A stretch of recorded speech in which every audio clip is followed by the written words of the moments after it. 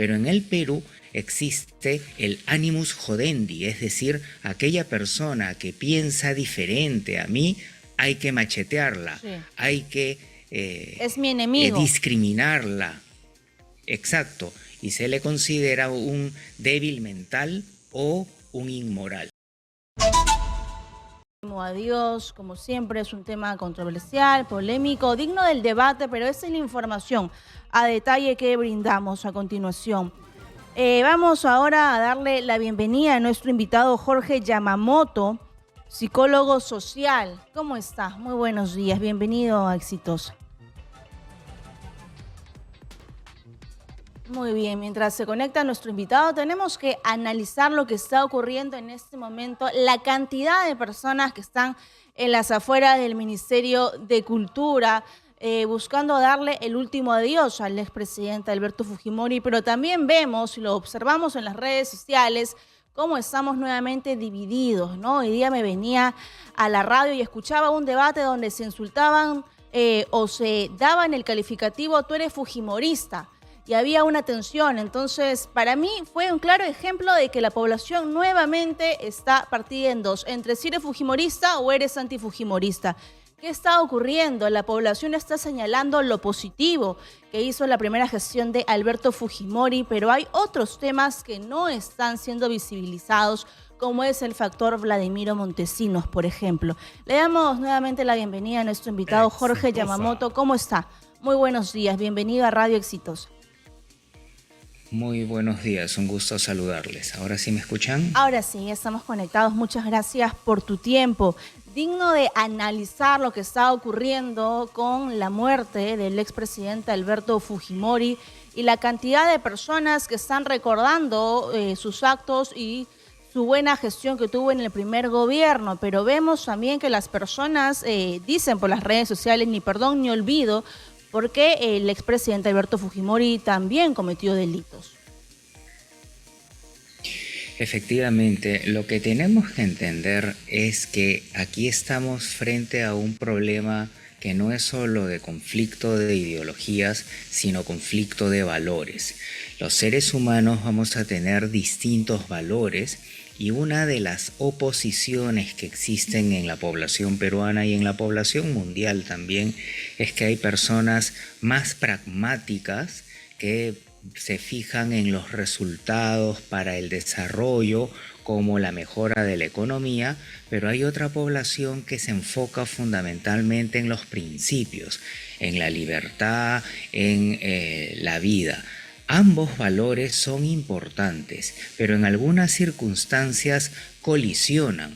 Entonces, alguien que tiene una visión pragmática y se enfoca en que ha sido un presidente que objetivamente terminó una guerra, mal o bien, pero la terminó, que resolvió la grave crisis económica, etcétera, y se va a centrar en eso, mientras que hay otra población que se va a enfocar en su mente en los temas de derechos humanos, los temas de la corrupción que también han sido debidamente documentados y van a olvidar el resto. Pero como son temas de valores, la reacción es visceral.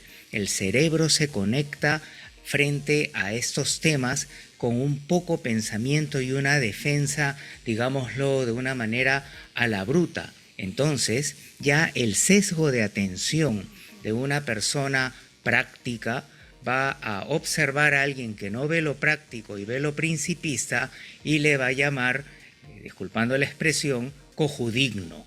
Pero el digno va a ver el pragmatismo del otro y lo va a denominar cojupráctico. Y así, en vez de ver equilibradamente las fracciones de verdad para llegar a una integración, como por ejemplo, necesitamos desarrollo, progreso, pero sin corrupción, simplemente nos polarizamos. Entonces, si yo me muevo 2 grados hacia la parte más de resolución de conflictos de Fujimori, los fujimoristas van a saltar y ya me van a tachar de XY y viceversa. Entonces, es un problema grave, pero debemos de controlar la reacción visceral y ver la suma y no la polarización.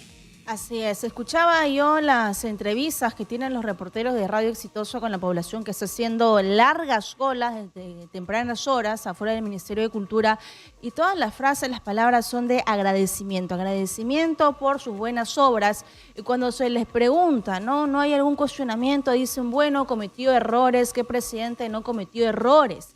Yo respeto la experiencia de cada persona en esos años de gestión. Sin embargo, no fueron errores, ¿no? Han sido delitos. Sí, tal cual. Eso expresa ese sesgo. Es decir, que las personas no se van a enfocar en toda la realidad, sino en un fragmento. Entonces, si es persona más pragmática, va a olvidar los graves problemas que han habido y lo va a llamar errores comunes. Y viceversa, aquellos que se centran en los principios, van a decir, sí mejoró un poco la economía. Entonces, el problema está que cuando hay una oposición de valores, en un país que sale adelante y que tiene bienestar, se ve la construcción, ¿no? Se pueden observar los defectos, las virtudes, para reforzar las virtudes y evitar los defectos. Es el ánimo constructivo. Pero en el Perú existe el animus jodendi, es decir, aquella persona que piensa diferente a mí, hay que machetearla, sí. Hay que es mi enemigo. Discriminarla. Exacto, y se le considera un débil mental o un inmoral. Entonces así, en vez de construir sobre los errores y aciertos del pasado, nos terminamos polarizando, viviendo en una infelicidad y antiprogreso sostenible. Según la información que manejamos a nivel nacional e internacional, ese ambiente de polarización de los extremos no solo pasa en el país, es toda una corriente de América Latina. Y mundial. Y del mundo. Y lamentablemente no es que seamos consuelo de tontos, pero en Medio Oriente la cosa llega a la matanza de uno y de otro lado. Y en los Estados Unidos estamos observando una guerra que los conflictos políticos que observamos acá parecen juegos de niños. Exitosa. ¿Qué debemos hacer para curar las heridas para que este país no se divide entre si eres fujimorista o, como lo dicen de una forma muy despectiva, o eres rojo, no eres comunista, eres terrorista? Si consideras que Fujimori cometió un delito, entonces ya estás del otro lado, seguramente eres rojo.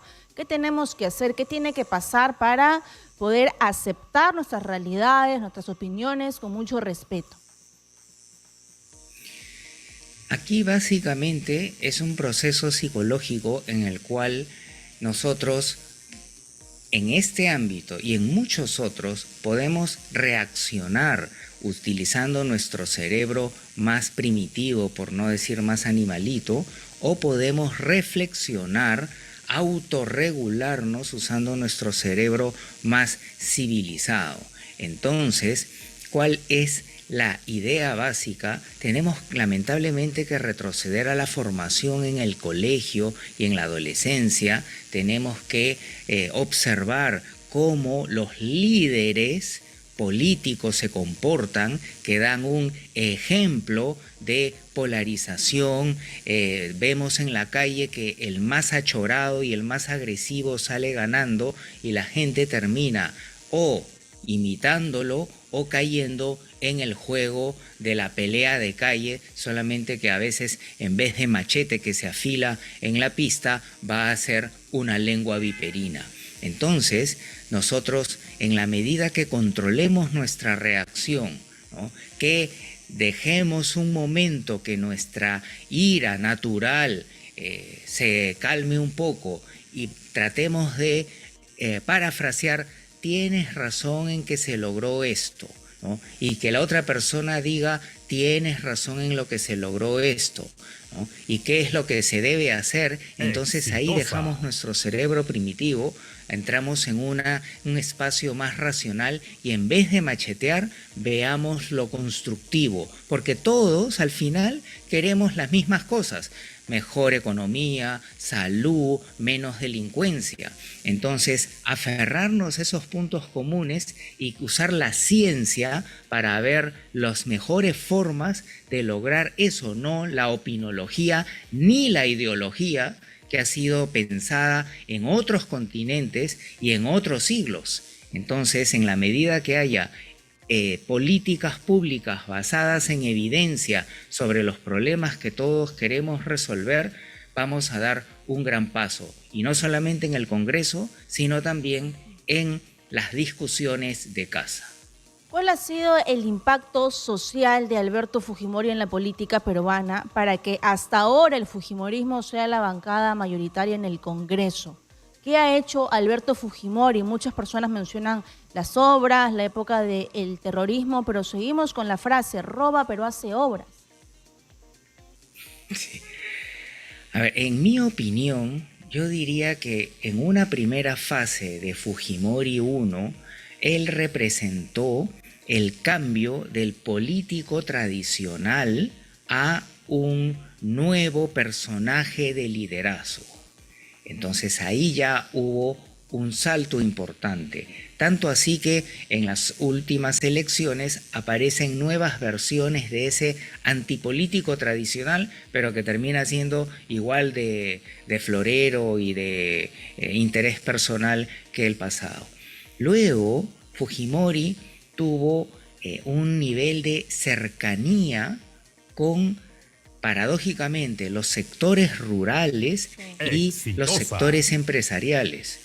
Al sector rural se puede, cuando hacemos trabajo de campo, no hay pueblito en el cual no haya llegado una carretera cerca, una posta médica o un colegio. Si se cayó o no el colegio no importa, pero el colegio estuvo ahí. Entonces, obra concreta. Y como era un agrario, él entendía el lenguaje de los campesinos y era campechano, ¿no? Tenía problemas, hablaba mal castellano porque tenía problemas de bilingüismo como descendiente de japonés, que sus papás hablaban un idioma y la ciudad hablaba otra, lo mismo que los quechohablantes. Paradójicamente, más allá del japonés y del castellano, habían esas similitudes. Y por otro lado, los empresarios lo amaron porque se eliminaron dos intereses terribles en contra del empresario, que era el terrorismo y la economía. Entonces, esas son obras muy potentes, pero que paradójicamente han disparado la polarización, porque por otro lado también ha sido considerado como uno de los más importantes genocidas del siglo pasado por análisis internacionales, y el Fujimontesinismo también ha sido una escala de corrupción alucinante. Entonces, todas esas obras positivas se acompañan con cosas negativas de un calibre muy alto. Entonces es la receta perfecta para polarizar la población. Entonces los que tienen valores por aquí y los que tienen valores por allá se desencuentran profundamente a través del personaje Alberto Fujimori. Usted lo ha explicado muy bien. Muchas gracias a nuestro invitado Jorge Yamamoto, psicólogo